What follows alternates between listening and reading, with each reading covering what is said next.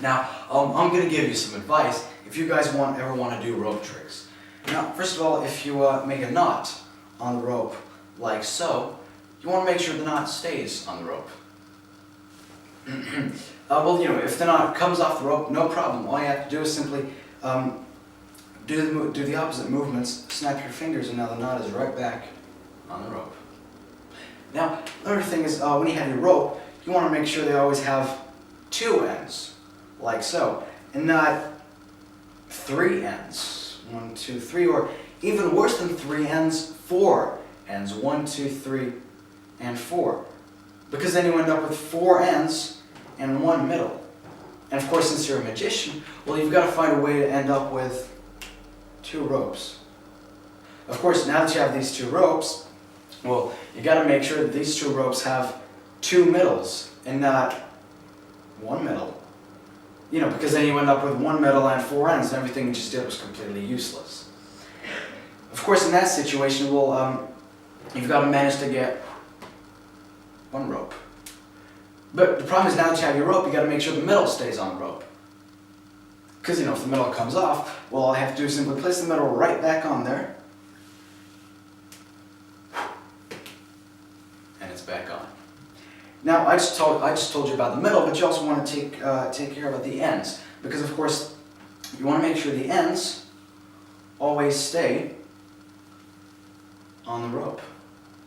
Because then you end up with ends without a rope and a rope without ends. And since none of that makes sense, because then you have an endless loop, essentially, right? Of course, if you have an endless loop, well, there's no way you can get into this sort of configuration. And even worse, there's no way you can get a knot on that rope.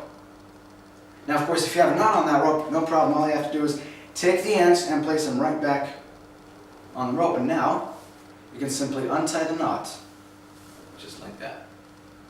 Now, I know, when I told you about the endless loop, you probably think, well, that's simple, it's mirrors or it's trapdoor or something. No, it's actually something a lot easier than that. It's actually static electricity.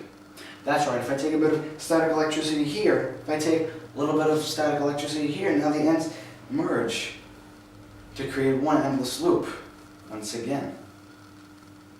Of course, now that you're in that position, you simply have to take your spare ends that you always keep in your pocket and place them right back on the rope, like so.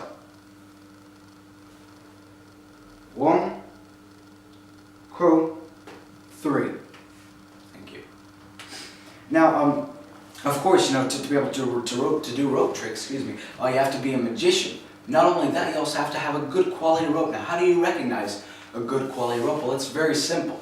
You recognize a good quality rope if you were able to cut said rope without using any scissors.